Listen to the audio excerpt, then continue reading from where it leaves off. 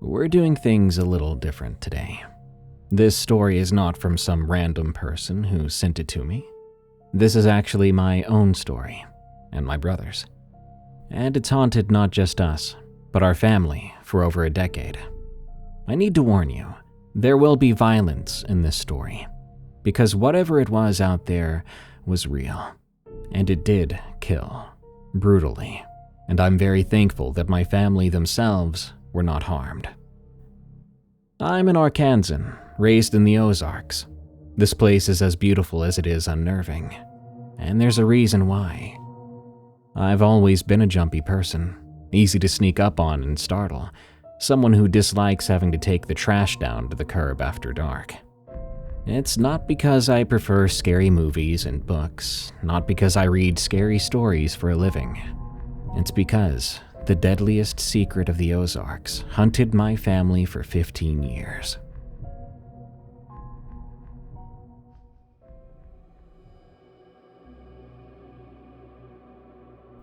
Let me be clear. This isn't secret like some sort of conspiracy, but rather a collection of unsettling events that my family doesn't really like to bring up or think about for long, especially in the broader, longer scale of these events, which I'm only just now diving completely into.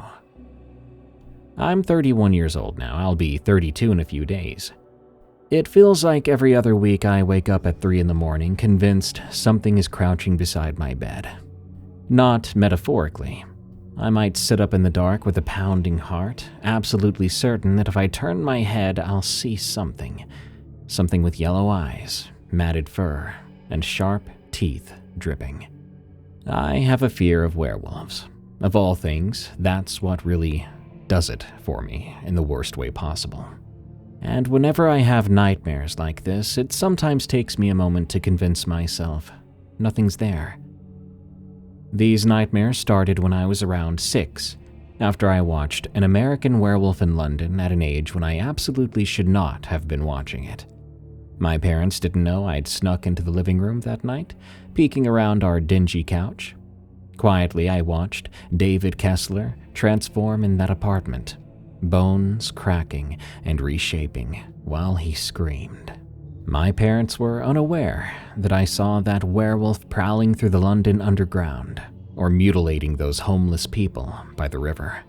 What they did know is that on occasion I began to wake up screaming. We lived in a single wide trailer at the time, tucked into the hills of northwest Arkansas. The trailer sat on a plot of family land, surrounded by oak and pine trees. Across the way was my aunt's trailer, and beyond that was my grandmother's old stone and wood cottage. At night, it got the kind of dark that city people don't really get to see. No streetlights, no ambient glow, just darkness pressing against the windows and the sounds of the woods at night. Eventually, we did get a single bright blue street lamp near the trash bins we shared. And even then, that somehow made it worse. After I saw that movie, I became convinced werewolves were going to break into our trailer. I'd lie in bed, sheets pulled up to my chin, listening to every sound. Wind against metal siding, tree branches scraping the roof, the settling of the structure itself, which in a trailer always sounds like footsteps on the floor. It didn't help that I knew how spacious and open the crawl space was underneath me. I was certain something was circling outside, looking for a way in, if it wasn't already inside. My parents tried everything: night lights, cracking the door with the light on in the hallway, rationally explaining to me that werewolves aren't real, they can't be real, and that what I saw was simply a movie. None of it really helped. The fear had burrowed into me somewhere that their logic wasn't going to reach.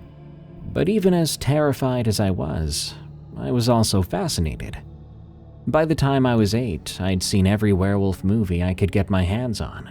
The Howling, Silver Bullet, Dog Soldiers. The worse the nightmares got, the more I watched. I was trying to understand the thing I was afraid of, like knowledge might protect me somehow. It didn't work. Decades later, and the nightmares still come on occasion. and they're always just as strong as they were then. My wife hates it. The first real loss came when I was 8 or 9 years old. We got this Brittany Spaniel named Dapper. He was a beautiful and energetic dog, white with reddish-brown spots and eyes that always seemed so bright and alert. He was the first dog that felt like he was truly mine. We didn't have a fence, so we kept him on a long leash staked in the middle of our yard whenever he needed to go outside. Other than that, he would be in the house enjoying time with the family. I'd spend hours outside with him. We would run circles around that stake until we were both dizzy and laughing. Well, I was laughing. Dapper just seemed happy. I'd throw a frisbee and he'd catch it in midair, and he made it look so easy. Sometimes we would just sit together in the grass, and I would think about school while stroking his silky ears. I remember doing this one day and getting bitten by a freaking grass spider. That hurt. He was my best friend in the way that only makes sense when you're that young, and any school friends I had lived way back in town, nowhere near these mountains. One afternoon, I realized in the worst possible way that Dapper was getting too big for me to handle alone. It was outside time, and I was bringing him to his leash, but when I opened that door, Dapper saw a car driving by. He pulled away from me with ease and chased after it. I couldn't keep up, and before I even knew it, he had rounded the curve where the trees overtook my sightline of the road. That was the last time I'd ever see Dapper. We lived along this old state highway, and Dapper had the hunting dog instinct that made him want to chase anything that moved. Dad said sometimes dogs get so focused they don't stop, even when the car's long gone. They just keep running. We drove around every night for 3 nights looking for him. My dad's pickup truck crawling along those dark backwoods roads, windows down, the two of us calling Dapper's name into the darkness. Dad would slow to a stop every few hundred yards and kill the engine, and we would listen. Sometimes we'd hear coyotes yipping in the distance. Once we heard what might have been a dog barking, but it was too far away to tell. And by the time we got to where we thought that sound came from, there was nothing. We never found Dapper alive. But my dad found Dapper's body about a week later, in a ditch maybe 2 miles from our trailer. He didn't let me see it. He just came home one evening a little less talkative than usual and told me that Dapper was gone. Said he'd found him, said it was definitely him, and that I needed to say goodbye because there was not going to be a funeral or anything like that. I cried hard. It was my first and closest experience with death and what that truly meant, a permanent end. My dad let me cry, didn't tell me to toughen up or that it was just a dog. He instead put his hand on my shoulder and stayed quiet. The next day, I overheard my parents talking when I was bringing something to the laundry room, which was right next to their bedroom door, and their door was open. "Did you tell him?" My mother's voice. "I told him we found him. That's enough." "Was it a car?" There was a long pause before my dad's voice returned, quieter. "No." "Then what was it?" "I don't know, but I'm not telling him what I saw. He doesn't need that in his head." My mother didn't push it, and I didn't bring it up. I went back to my room and tried not to imagine what my dad had seen in that ditch. To this day, I don't know what or who killed Dapper. My dad has never elaborated, and I've never asked directly except once. Of course, the story was the same. A car must have hit him. But that quiet discussion I remembered them having, that no, it wasn't a car, that stuck with me for years. Because if it wasn't a car, what was it?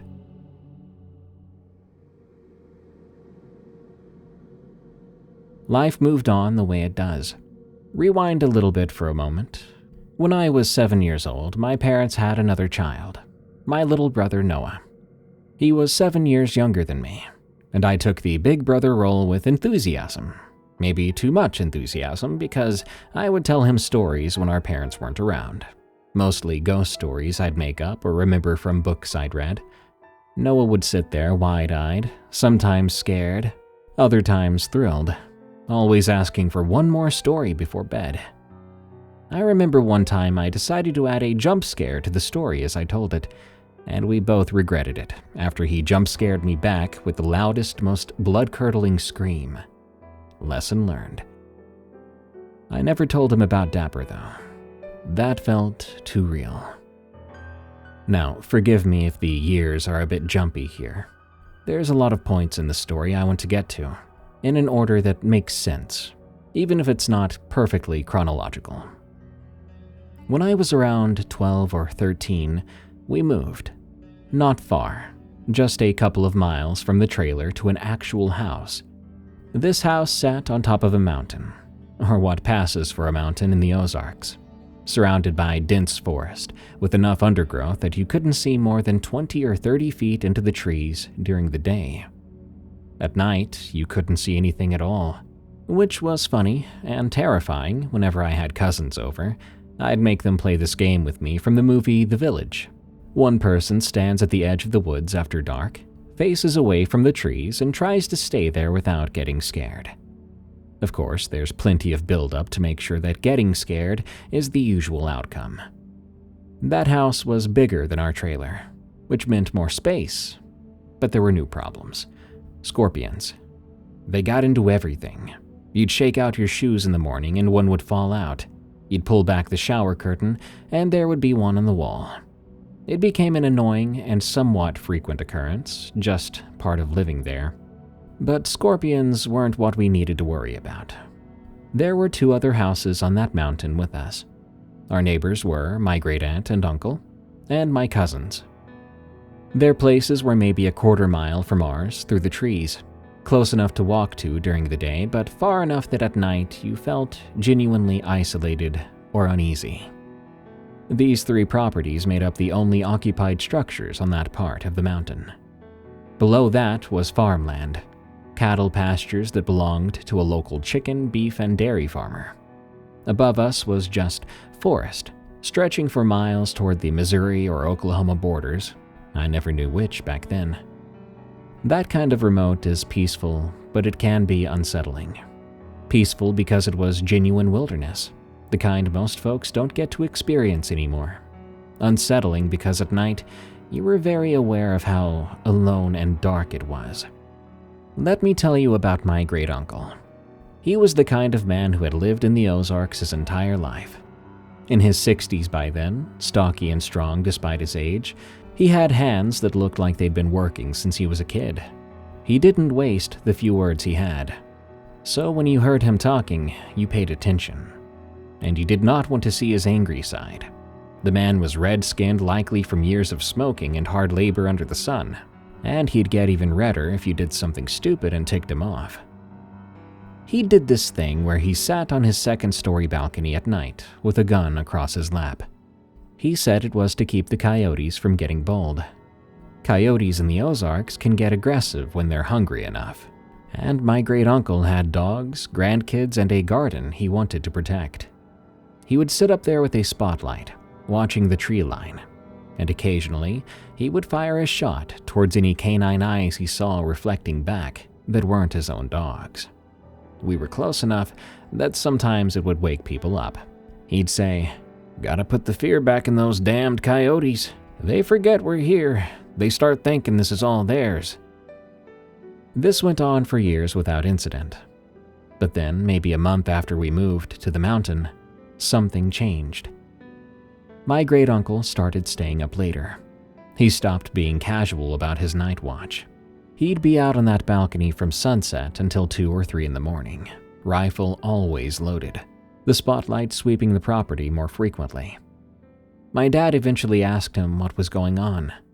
My dad said he didn't answer right away, but he kept his eyes on the trees, and he said, "Something's been coming around. It's not a coyote." "What do you think it is?" my dad asked.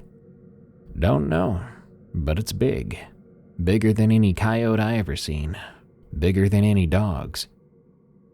My dad asked about bears or mountain lions. My great-uncle replied. Doubt that. Saw it 3 nights ago. Came out the trees on the north side around midnight.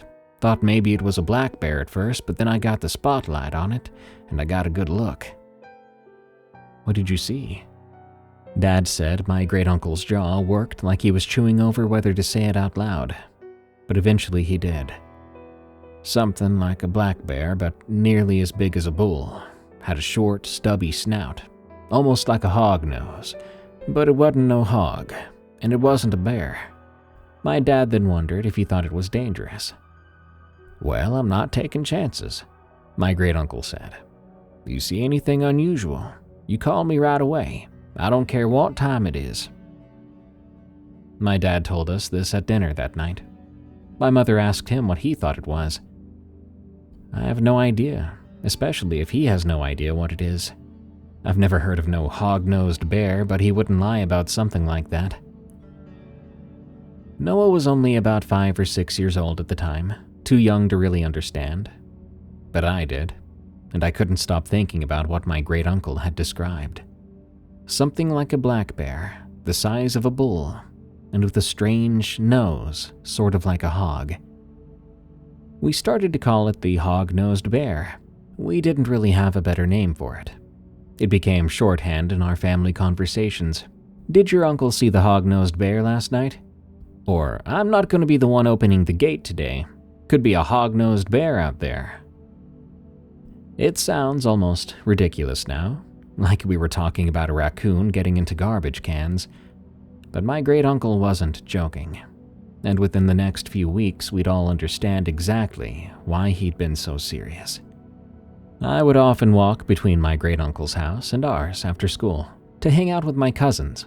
It was an easy walk through the trees during the day, just a couple minutes really.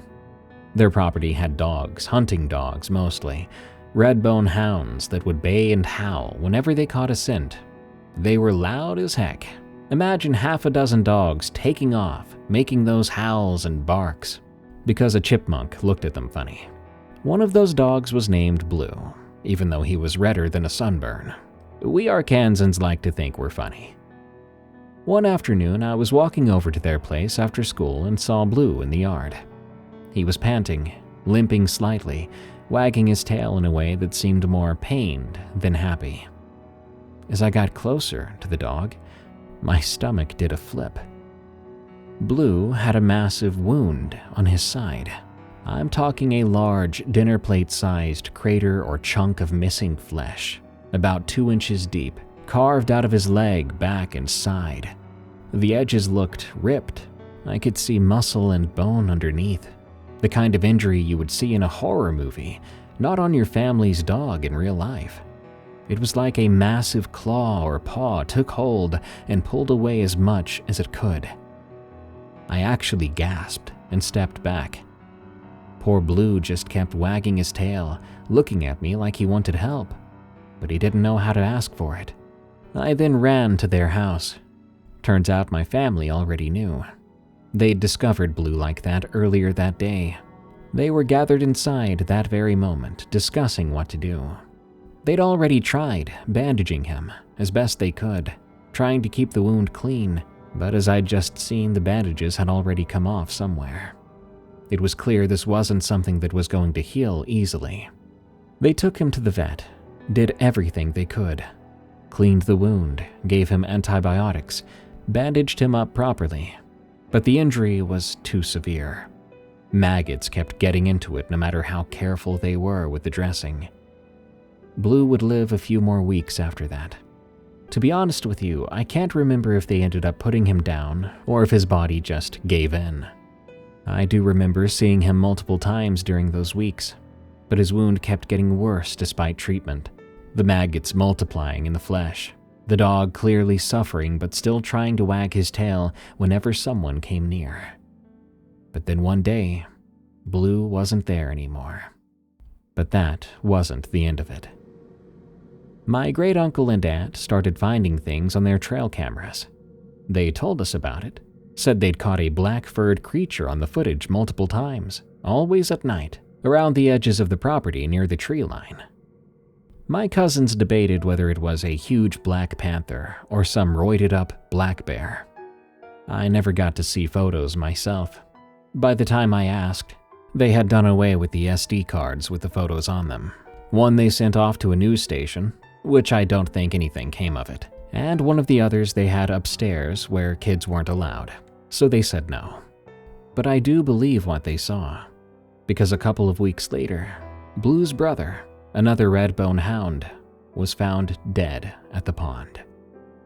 The pond was only about 50 yards from our houses, close enough that you could walk there in under a minute. The dog had been mutilated. I didn't see the body myself, but I heard my dad and great-uncle talking about it in quiet voices on the front step of my great-uncle's home. I remember them drinking glasses of sweet iced tea, talking about it like, "Welp, we've got a real problem, don't we?" But after that, the attacks stopped. At least, they seemed to. My great-uncle's remaining dogs began to stay closer to the house, rarely leaving the yard. They'd been trained to roam and hunt, but now they acted nervous whenever they got more than a few feet from the porch. My great-uncle kept an even more watchful eye on the property, sitting on that balcony most nights with his rifle and spotlight. Whatever had killed Blue and his brother, it was still out there. We all knew it. We just didn't know what it was.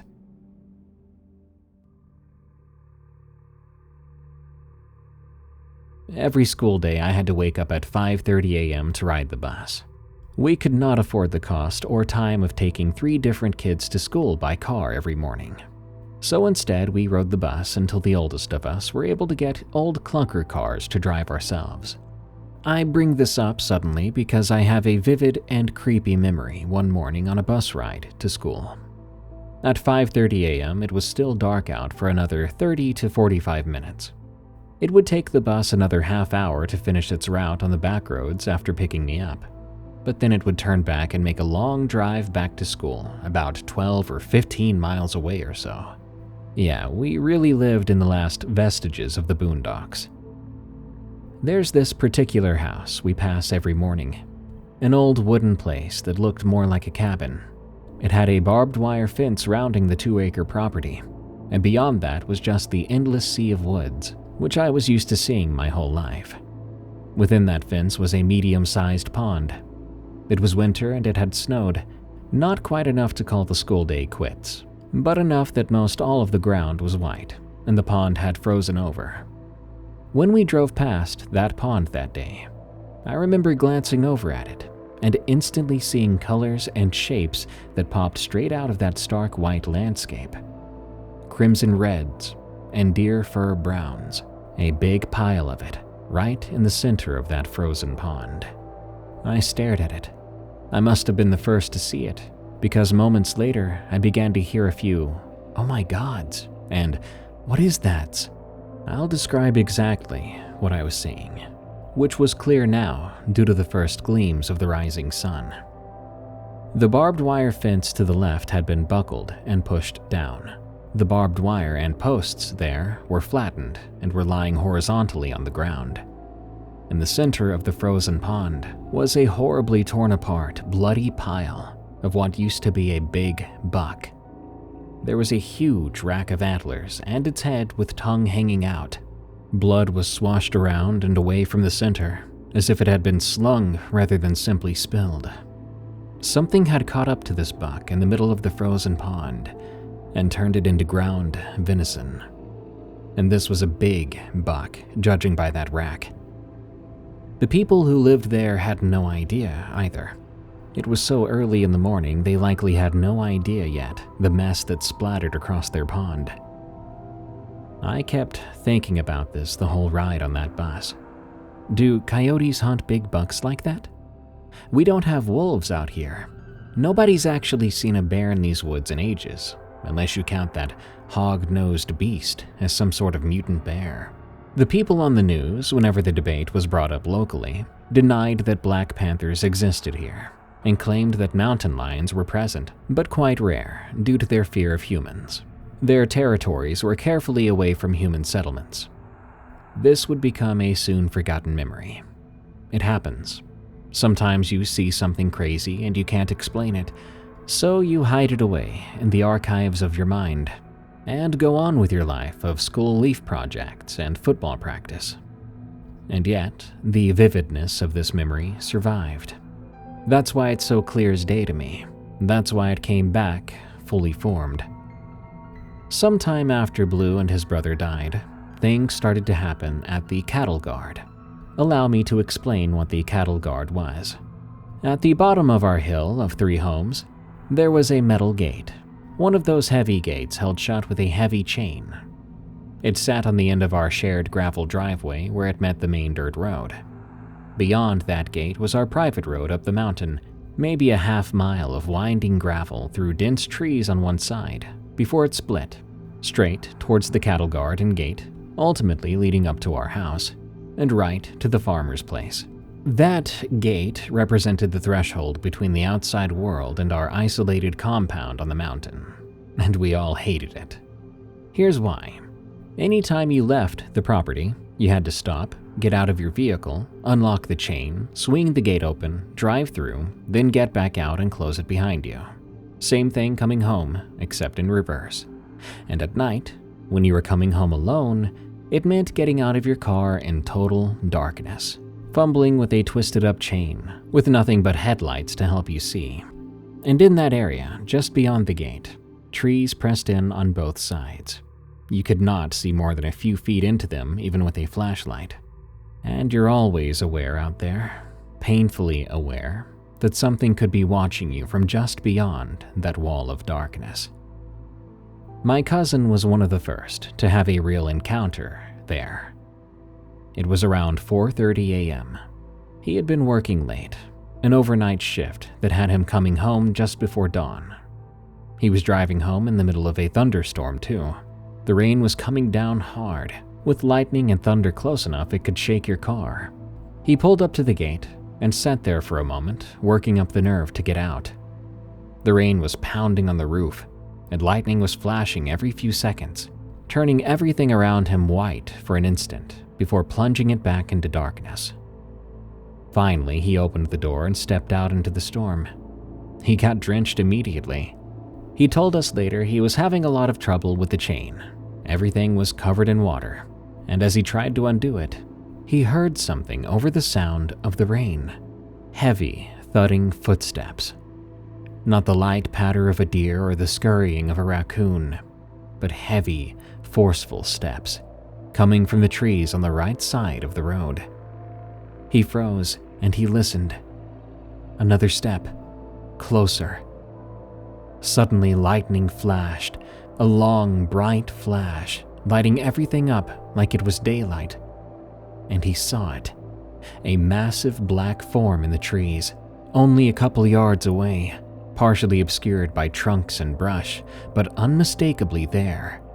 He said it was so dark it looked like a hole in the world. The lightning faded then. Thunder crashed so loud it hurt his ears. My cousin didn't wait to see if it was still there. At that moment he had finally managed to unchain the gate. He let it slam open and drove away without shutting it.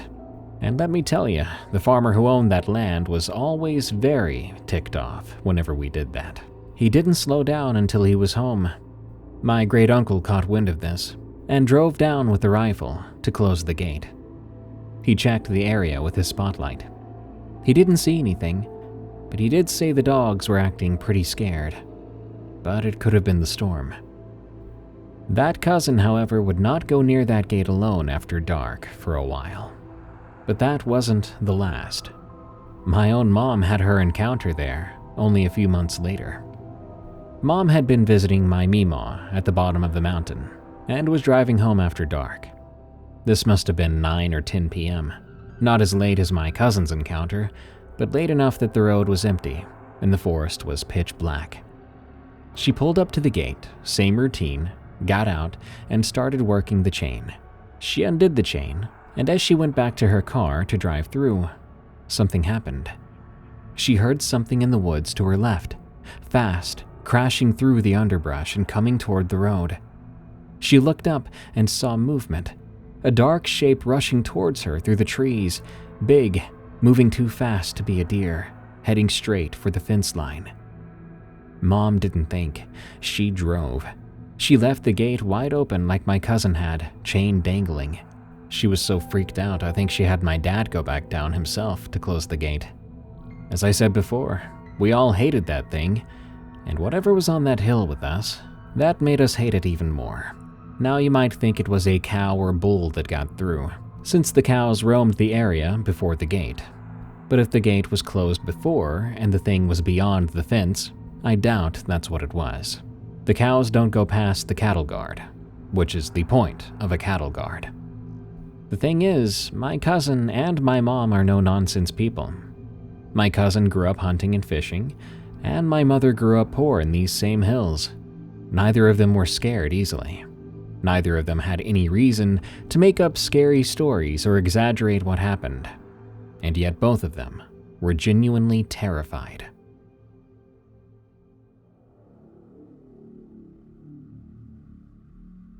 But here's the thing that bothered me the most.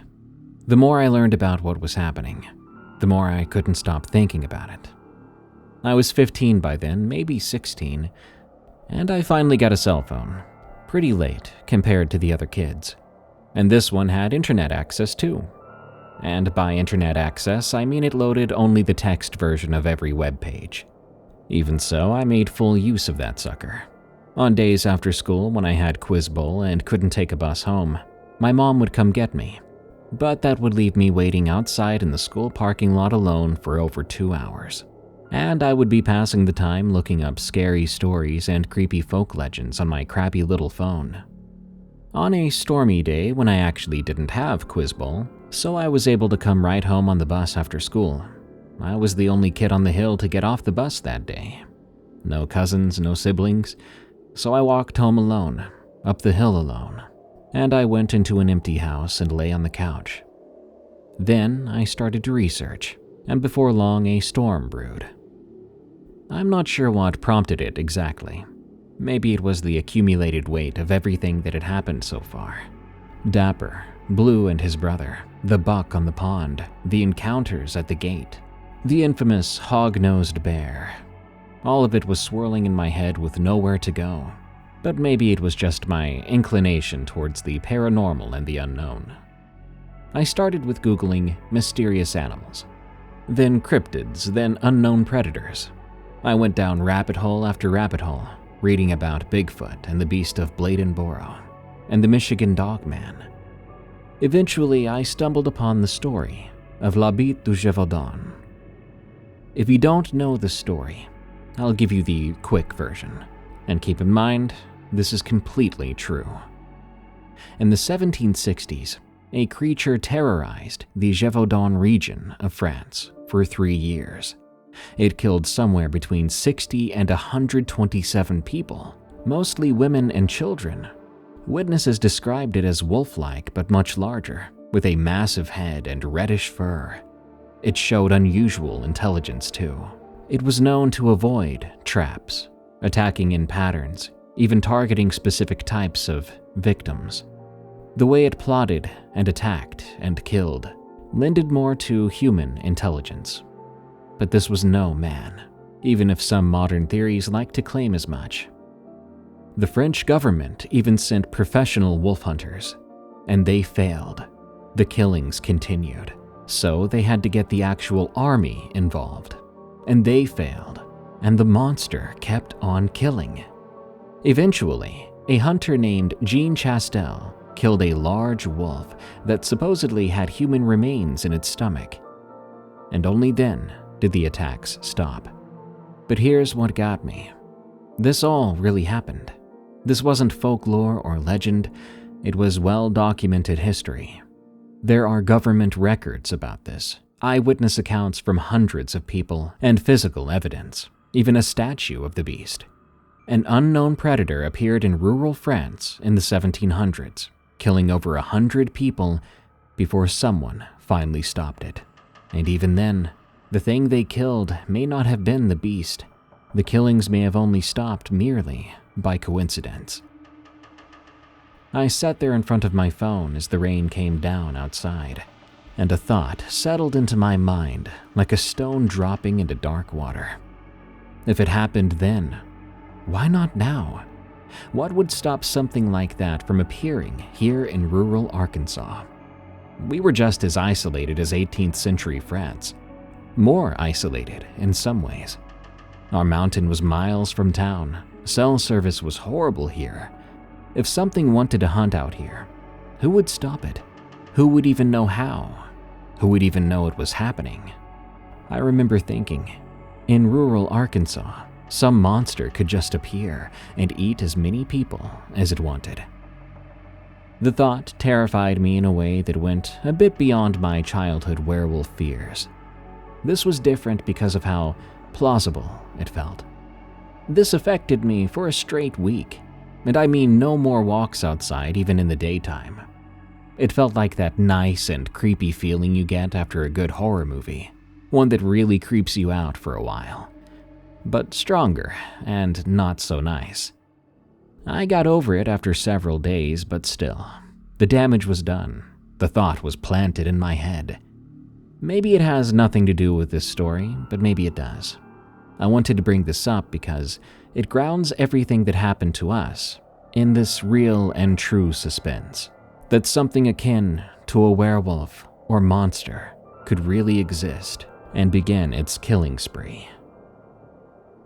Not too long after that, I got my permit. I was finally able to drive, and boy, did I hate it. I was one of those kids that knew he needed to know how to drive, especially with how far out we lived.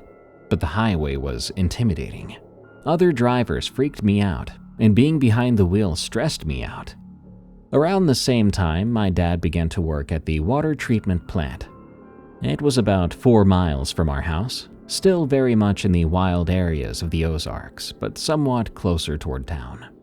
The facility was responsible for checking, cleaning, and maintaining water from the creek and monitoring the nearby docks.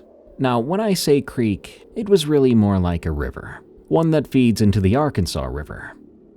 Part of the job meant checking the creek docks every morning and evening, opening and closing the access gates, making sure nobody was out there after hours.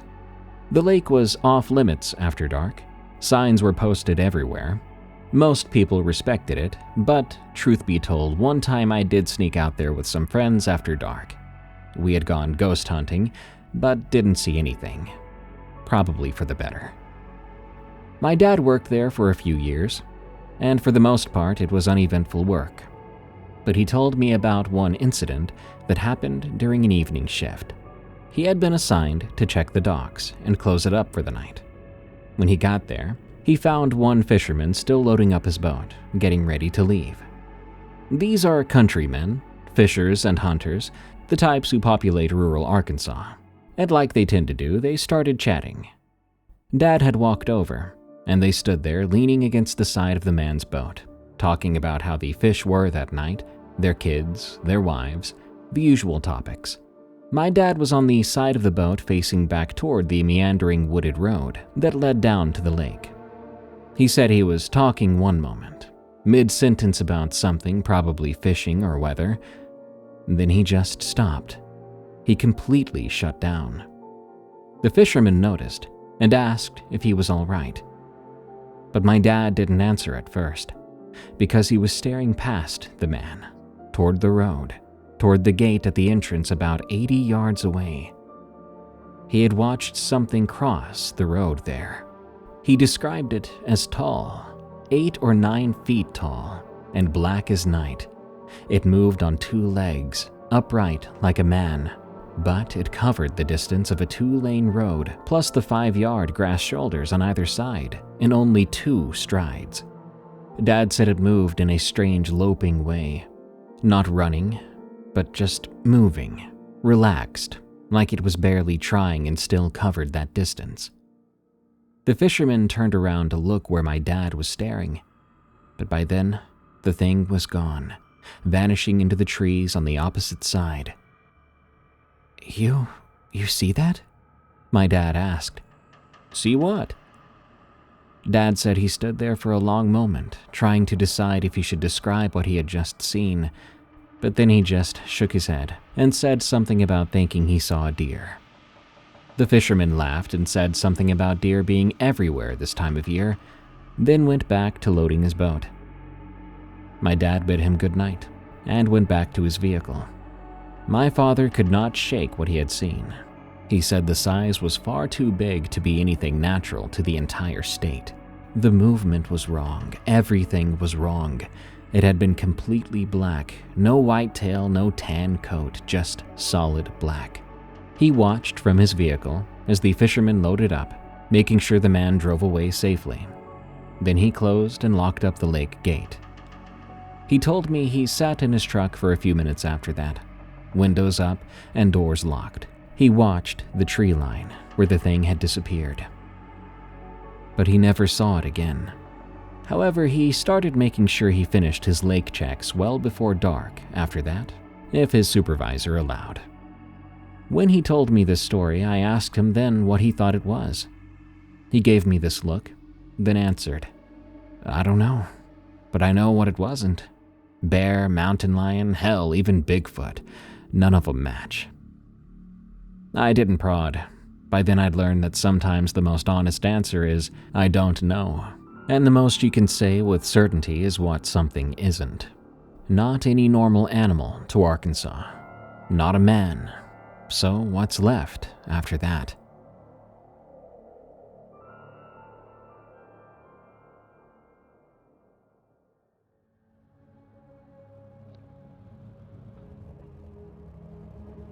When I turned 17, I got my first real job at a Subway in town.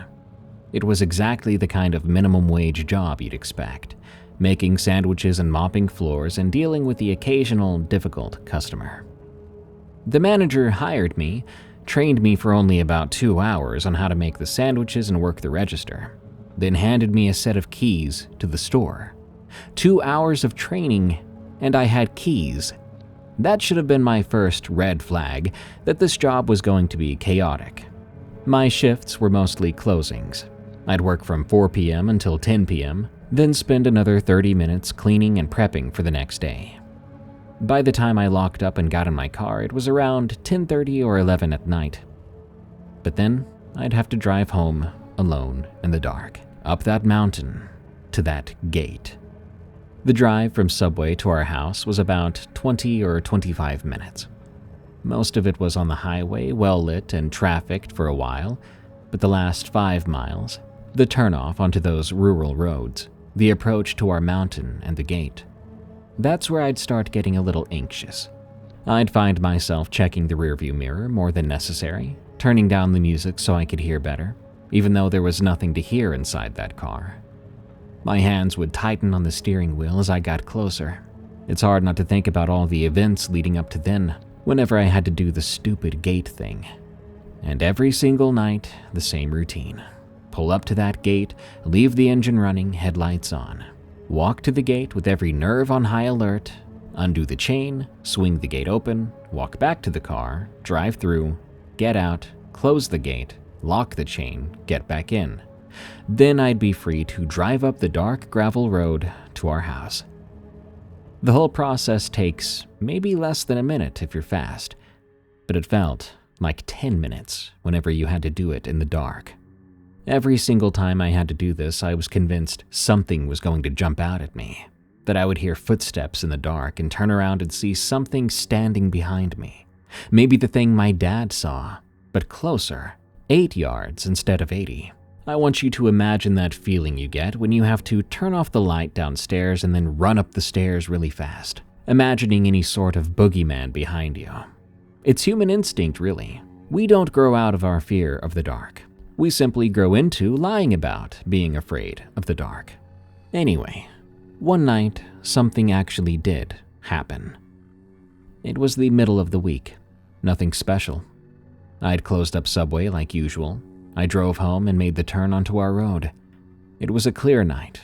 No rain and no storms. Just darkness and stars. I wasn't even on edge or stressed out. If anything, I was just tired, looking forward to getting inside and going to bed. I pulled up to the gate, and I went through the routine. I kept the engine running and got out. I went up to the gate, through the headlights, and began to unlock the chain. I swung the gate open, trying to not let it hit the side of the fence. The farmer who owned the gate hated that, and sometimes if he heard you do it, he'd come rushing out, hop on his four-wheeler, ride over, and chew you a new one. I got back in my car and pulled through. When I was safely through, I put the car in park, got out and closed the gate. But when I got back to my car door, which was still open, I stood there and stopped.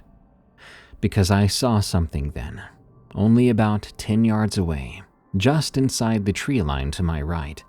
There was a large oak tree, and leaning out from behind that tree watching me was something that made my breath stop in my chest.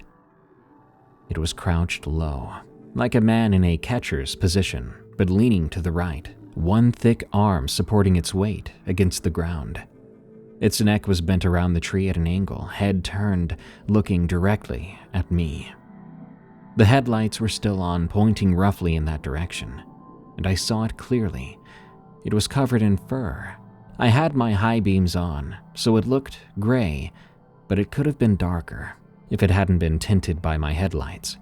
The arm was long and thick, and I swear I saw a pointed ear on its head. I'm not sure though. It happened very fast due to how scared I became. Because as soon as my mind told the rest of my body that something was terribly wrong, I jumped back in the driver's seat and floored it up the hill. I had goosebumps all over every inch of my body, and halfway up the hill I realized I wasn't breathing. I'd been holding my breath. What was really horrible was I had to drive past the thing. That was the only way home, driving up and past. Whatever it was on my right side as I accelerated up the gravel road, tossing rocks and dirt behind me. I could see it out of the corner of my eye. I saw it pull back behind the trees I passed, like it was hiding. I didn't look back, and I didn't slow down. I was too freaked out to even look in the mirrors. I kept my eyes forward and drove that quarter-mile to my house faster than I'd driven before. If my parents had seen that, they would have been ticked. I pulled into our driveway and killed the engine, and I didn't hesitate. I opened the door and ran full speed inside. I didn't want to be outside, in a car or otherwise, any longer. At the time, everyone else was in bed. So I went to my room, turned on all the lights, turned on the TV so I could have background noise and a feeling of normalcy. And I lay in my bed thinking about it. That sighting, that couple of seconds of seeing something I couldn't explain. Gray fur, crouched position, thick arm bracing against the ground. Eventually, I tried to convince myself it was a deer. And that's what I've told people on this channel, on this show before. It's what I tell people when I bring it up. It was most likely a deer's rear end on that side of the tree, and it just looked like something leaning out, watching me. But the more I think about it, the less that makes sense. White-tailed deers do not have thick legs all the way from the top to bottom. They don't have gray fur, they have white, tan, or brown, maybe even a tad of black on the edges. And from the angle I saw it, if it was a deer parallel to the tree, I should have seen its front half on the other side. The tree was not wide enough to hide a deer's entire body. I would have seen legs, a head, something. Not to mention the deer in our area were skittish as hell. After generations of hunting pressure, they bolted at the slightest sounds. I think this thing had been watching me through the entire gate opening and closing process. If it had been a deer, hearing me open that noisy gate and shut it, hearing the rattling of a chain, me opening and closing and driving my car, there's no way it would have stayed there, even if it thought it was hidden. I've seen thousands of deer in my life out here. I grew up in these woods. I know what a deer looks like at a mere 10 yards. I don't think it was a deer anymore. But I didn't tell anyone that. Whenever I told my parents, siblings, or friends about the experiences, I just said, "Oh, ha, a deer's butt scared the heck out of me." But that, my friends, was my biggest cope. I just kept driving home from work, kept going through that gate, never feeling comfortable there again, to be quite honest. Every time I got out of my car, day or night, I was hyper aware that something might be watching, that something had watched me one night. The worst part was knowing it was still out there. Whatever it was, it didn't leave. It did not go away. It was still in those woods, still moving around our property and existing. And if it had killed those dogs, it could have killed any of us. But I would not be the last person in my family to see it, and the clarity of my experience is nothing compared to what my brother saw. My little brother Noah saw it, and his experience would make mine seem almost minor.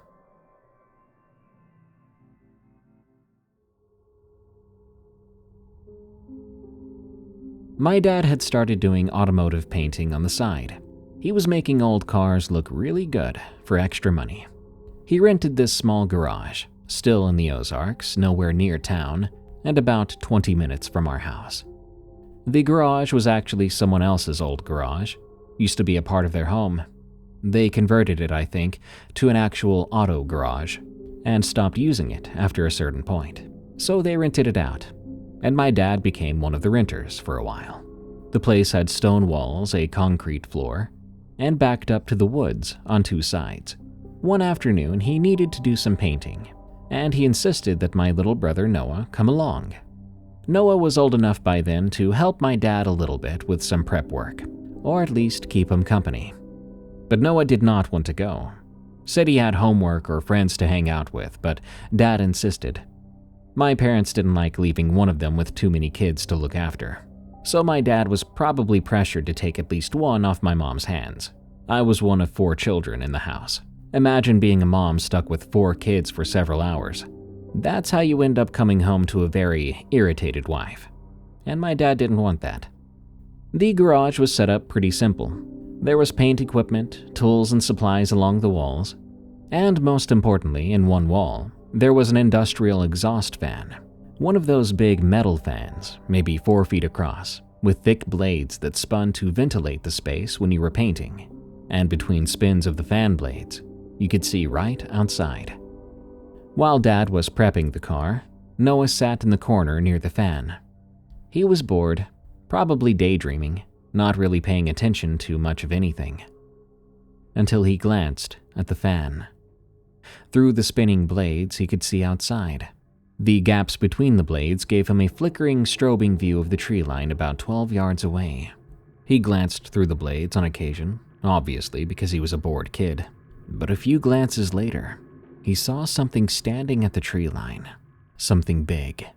Whatever it was staring at him through the fan blade, and it caused his blood to turn cold. He described it as bulky and muscular, covered in dark fur.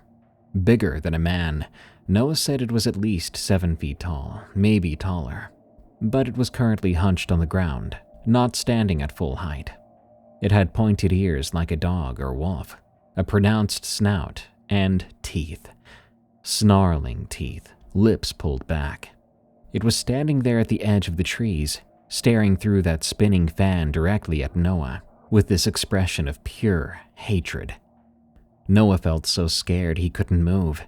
He described this sensation of terror and dread emanating off the thing, as if a spiritual sort of rage was coming from the creature and being projected right on Noah. He wasn't sure how long he sat there watching it before my dad approached and told Noah that he had to do something because he was about to paint the car, and the extra respirator he had did not fit Noah, suggesting that Noah had to go outside and wait for the painting to be done. Noah freaked out, saying that there was something out there, that he couldn't go out, that there was a monster outside. Eventually, my dad looked through the fan as well, but by then, the thing was gone. Maybe it moved on, maybe it was still hiding. But Noah was so insistent about staying in the building that my dad made the extra respirator work. Not the most safe solution, but far safer than my brother being outside with a monster. So my dad started painting and went on with his business for a while. Noah sat there, now quiet, too afraid to look back outside, thinking he might see that creature again. My dad even made him stay by the fan, figuring it was the safest spot from the fumes. Eventually, Dad finished painting and told Noah to go wait by the truck. But now the big garage door was open, so Noah could go to the truck and wait and still see our dad. So, hesitantly, Noah went straight to the truck and stood next to it, but he stared at the tree line where the thing had been. It was gone now, but he wondered if it wasn't, that maybe he just couldn't see it. Luckily, he didn't see it again, and on the drive home, Noah was quiet. It was later that evening that Noah approached me and told me about his experience. This was a bit unusual, I'd say. We were close and shared stories, but he usually didn't come to me with something so serious.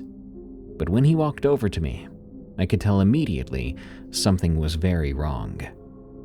He stood there and told me everything, and as he did, I had no doubt in my heart, because he was crying. I watched real tears drip down his face. I had never seen him so scared in my entire life. I even saw goosebumps on his arms, and his voice was all shaky. This wasn't a kid crying for attention. It was someone trying to vent a very genuine trauma. "Do you believe me?"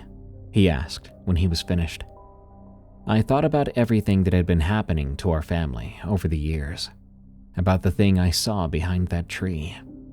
And I looked him in the eyes and I said, "Yes, I believe you." As if by the grace of God, that would be the last of our experiences with this creature. Because not too long afterward, I moved out, started my own life as an adult, and I would move away. Not out of the Ozarks, we're still here. Whether that's a good thing or a bad thing, I don't know yet. Noah would start his own life several years later.